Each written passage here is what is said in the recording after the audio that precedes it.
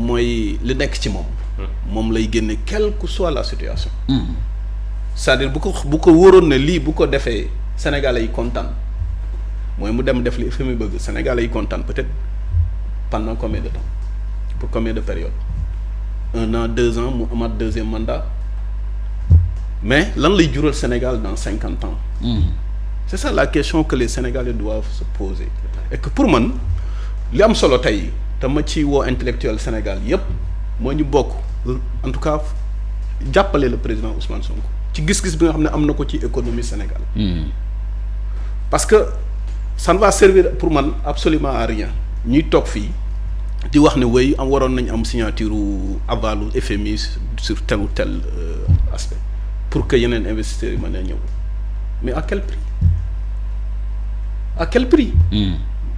Donc li am solo mooy sunu réew mi ñun ñoo ko bokk moom am nañu fi borom yi xam-xam yoo xamante ni mën nañu xalaat bu baax économie Sénégal si 50 ans yi di ñëw te yoon bi ñu lay teg boo ko wàccul dina jëmale réew mi kanam. Donc pour man FMI vraiment soxla nañu ko quand même mais c'est pas à lui pour man de nous dicter en tout cas les voies à suivre parce que nit ñi fi nekkoon li fi xew depuis les indépendances jusqu'à aujourd'hui ce sont les mêmes pratiques.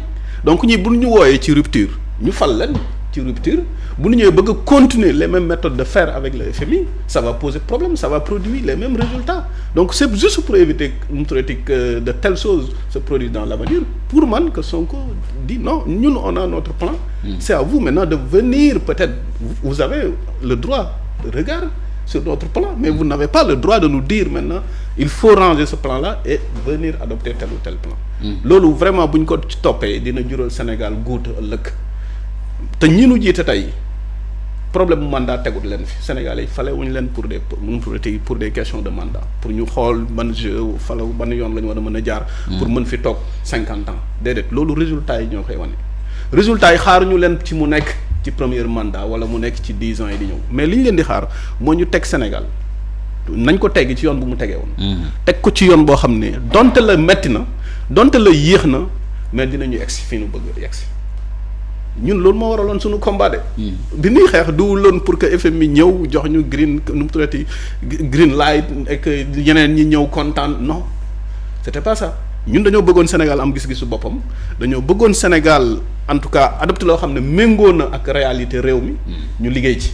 te pour man ci loolu la président Ousmane Sonko nekk. donc nga jàpp ne est-ce que discours bi du indi conséquence di wëy FMI Sénégal loolu mooy le président Ousmane Sonko c'est-à-dire moom conséquences yi nga xam ne discours bi mu ngi koy produire. moom ça lui importe pas moom li mu xam. mooy li mu gëm li nekk ci xolam. mu gëm ko loolu dal la koy wax mu metti mu neex maanaam nit la koo xam ne ragalul perdre moom ku dul yàlla gëmut ko parce que loolu ñu bari dañoo defee ne discours bu muy wax la nii mais c'est une réalité ci moom daf koy dund te boo toogee ak moom discuter ak moom nga xam ko ci moom. moo tax rupture bi ñuy xaar Sénégal 2029 Sénégal Ousmane Sonko rek moo ko mën porter parce que ça demande un courage politique extraordinaire c'est-à-dire du bruit yu ndaw yi moo lay yëngal te loolu ku dul président Ousmane Sonko mënuloo ko dérouler mënul nekk. li moo tax opposition bi ñu ne Diomaye ba bëgg FMI dal di ñëw da ngay dàq sa premier ministre Ousmane Sonko ndaxte Ousmane Sonko gis-gis bu Sénégal am bokkut ak gis-gisu Sénégal yi. non xam moom mooy li ñuy wax fii ba léegi xam nga tey Diomaye il porte un projet. et ce projet c'est le projet de PASTEF. tey peut-être mën na am crise wala conflit mais sur le plan politique pour man mais ba léegi waxaguñu ne seen problème. Ça porte sur le projet de PASTEF non. Il y a une différence quand même il y a une nuance qu'il faut pour man faire. waaw ne position au Sénégal de noonu la mooy position Diomaye ne d'accord ñu restructuration de la dette. c'est ça moom mooy li ma la wax léegi. ñoom seen diggante amul problème en tout cas ci ni réew mi di doxee mais seen problème c'est purement politique mooy question yooyu nga xam ne peut-être que du mën a intéressé wul Sénégalais yi trop mais du impacter de trop ci la vie des Sénégalais. donc gis-gis bi nga xam ne tey Sonko am na ko pour man mooy même gis-gis que bu Diomaye am parce que projet la bu ñu bokk. depuis 2000 ñu bokk door lancer le plan de redressement économique social. donc Diomaye daf ko gëm nu mu tuddati même ki la am ak Sonko même gëm-gëm. que Sonko sur ce point moo tax jarul dàq président Ousmane Sonko. président Ousmane Sonko mënuñu ko dàq mënul dem mënul nekk parce que sinon on ne parlera plus de projet de Pastef. Ce projet est incarné par le président Ousmane Sonko. waaw lui-même donc boo ko daaxee le projet ne. Sénégal dootul nekk mukk parce que da doon mos a liggéey pour jël Sonko dugal ko ci palais de la République. loolu moo doon mission loolu moo doon mission bi. mais xam nga dañoo tolloon foo xam ne jëloon Ousmane Sonko wala jël keneen c'était du pareil au même sunu gëm-gëm parce que projet la ñu amoon et que projet bi li amoon solo mooy ñu bokk ko doxal. te man gëm naa ne ñoom ñaar ni ñu àndee nii projet bi ba léegi mu ngi fi ni ñu àndee mën nañ doxal projet bi sans problème parce que loolu mooy li am solo. Sonko yàgg na wax ne du question nit moo ko ñor li ko intéressé mooy réew mi. fan la ñu koy teg di rappeler li may wax ci courage Ousmane Sonko en 2019 bi ñu génnee ci élection présidentielle yi coordonnateurs yu bari dañu doon ñaxtu wéy lu tax président félicité wul ñu lu tax envoyé wul ñu message lu tax génnewul note. bi mu ñu réunir daf ne yéen ñii kat moo ma si félicité. parce que da ngeen defee ne man ngeen di liggéey moo tax ma war leen féliciter nous travaillons tous pour le Sénégal. Donc ce Sénégal là pour man c'est au-dessus de tout le monde que ce soit Diomaye que ce soit Sonko mais nag projet bi ñoom ñaar aussi projet bi moo nekk ci seen kaw loolu ñun ñëpp nañ ko nangu nañ ko xam moo tax Sonko fi mu teg Sénégal ci sur le plan économique man lu am ci lu may dute. te nañ ko ci fekk nañ ko ci dimbali na ko Sénégal yëpp dimbali. ñu jàppale ko ci. Parce que mooy demal Sénégal dans 50 ans.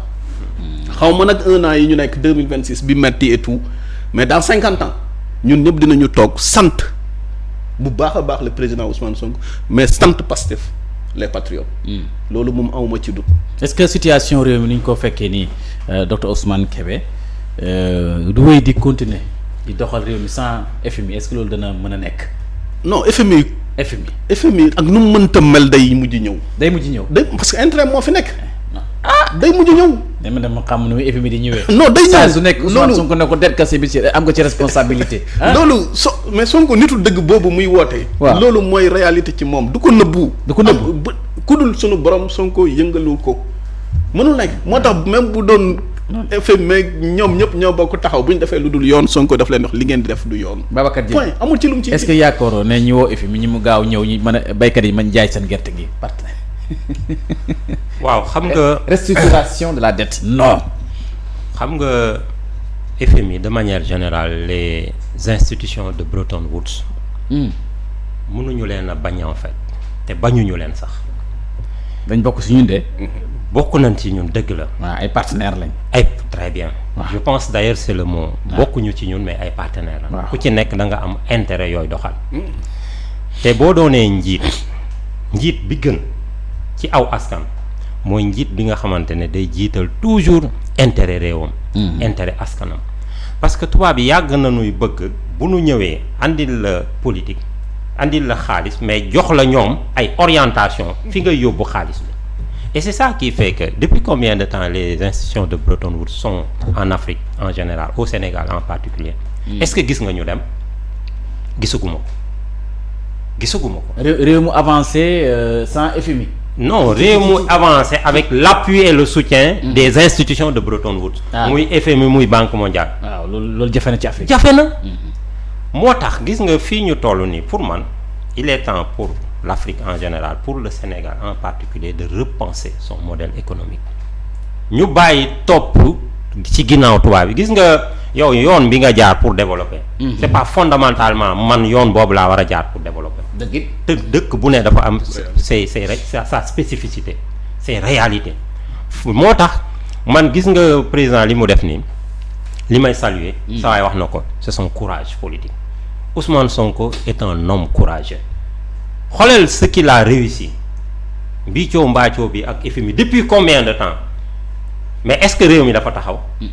réew mi taxawul de est-ce que fonctionnaires yi toog nañ benn weer bu ñu leen fayul est-ce que les agents de l'État toog nañ benn weer bu ñu fayekul amul te pourtant FMI joxeegul carte blanche est-ce que tu vois. gisaguñu brassard rouge de. gisaguñu brassard rouge. waaw cela voudrait dire que donc kon président Ousmane. am na vision xam na fi mu bëgg a jëlee réew mi.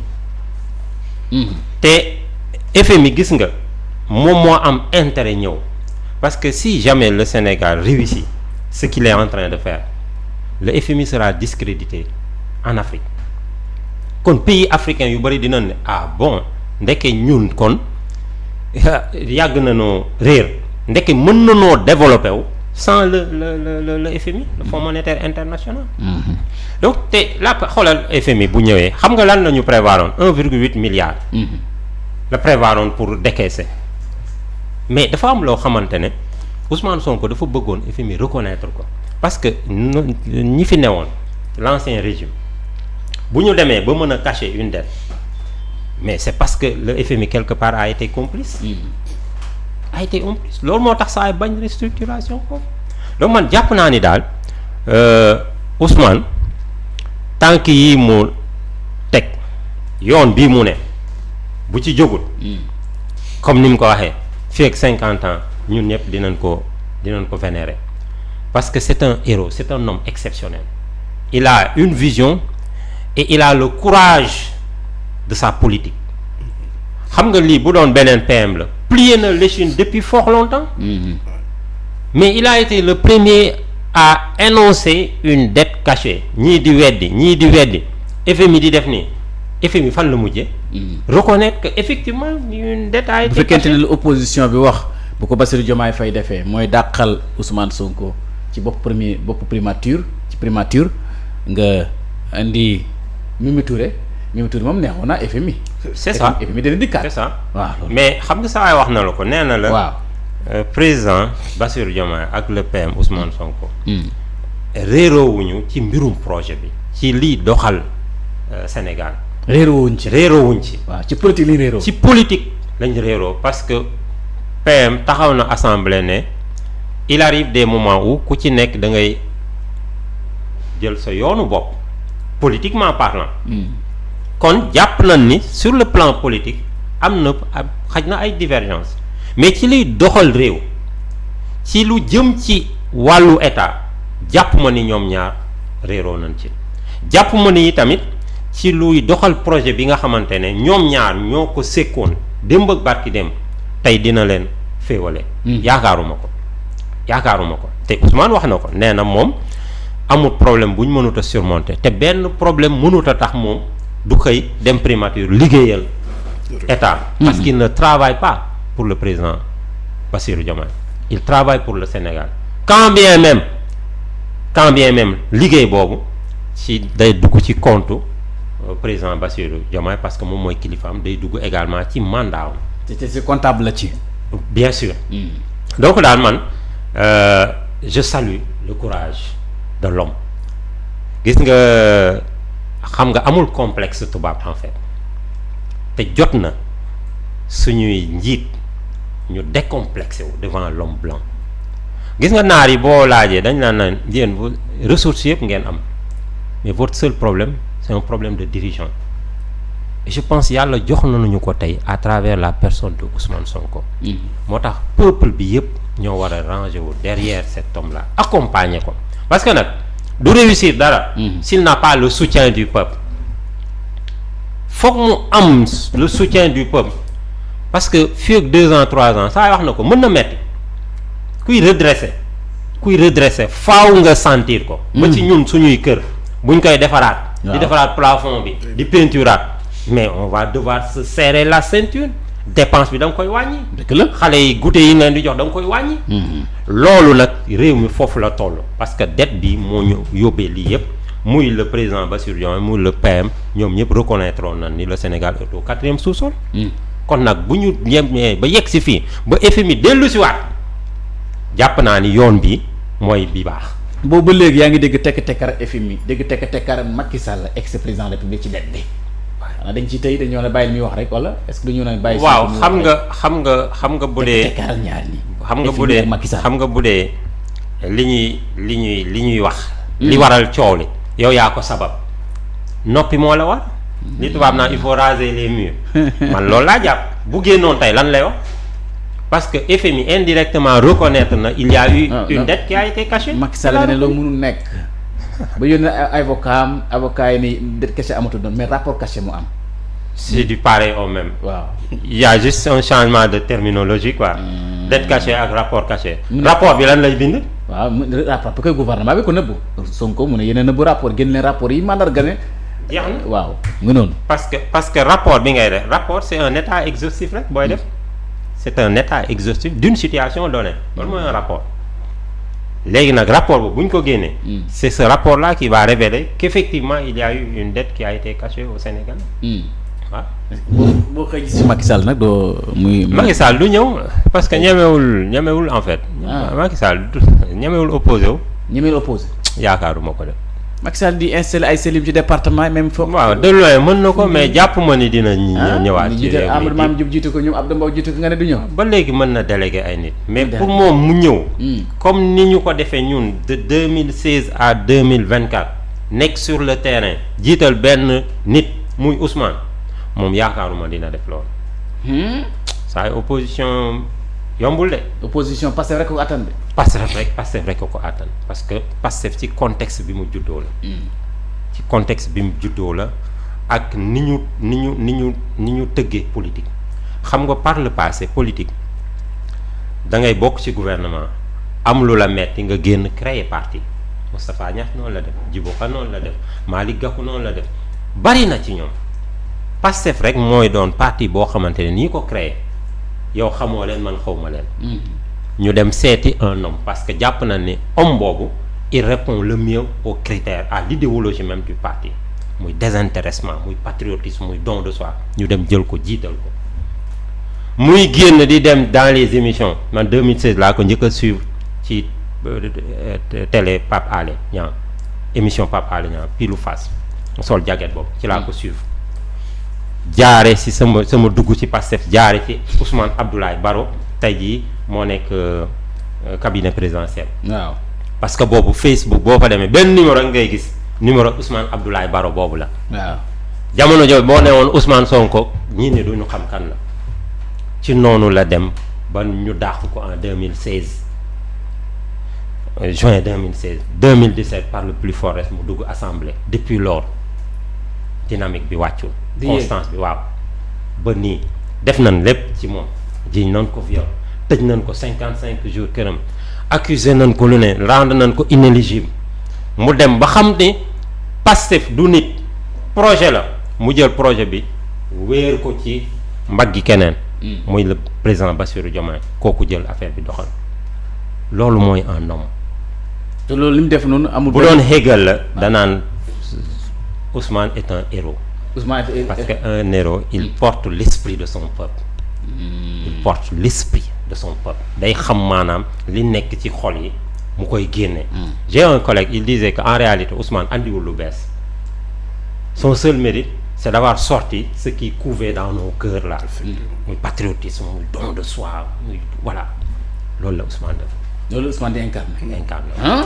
mais ci 4 janvier bi passé la Pastef am 12 ans waaw fukki at mais ñi ngi wax ku mel ni El Malick Ndiaye mi ngi woote unité de Pastef au sein du parti Pastef cadre yi ngeen nekkaat benn ngeen bañ coalition Diomaye président waaw xam nga nag pour dire vrai situation bi am au sommet de l'État parce que man moom xam ma ni du ma politicien yow de politicien non man du ma politicien yow man sama défense su kër waaw Ousmane joxuma ko Bassirou joxuma ko moo tax j'ai une liberté de ton xam nga crise bi am ni moo andi daf ñu bett en fait on ne s'y attendait pas mais sama waa ji xoolal yow pendant 10 ans nga nekk ci parti di ci xeex Bassirou Diomaye mi nee nañ la manifeste bi moom moo ko bind waaw 10 ans moom il a dit aux Sénégalais nee na pendant 10 ans xeex naa pour porter cet homme au pouvoir moom en l'espace de 10 jours il l'a réussi bi mu recevoir RTS au palais donc kooku bu ñu ko tegee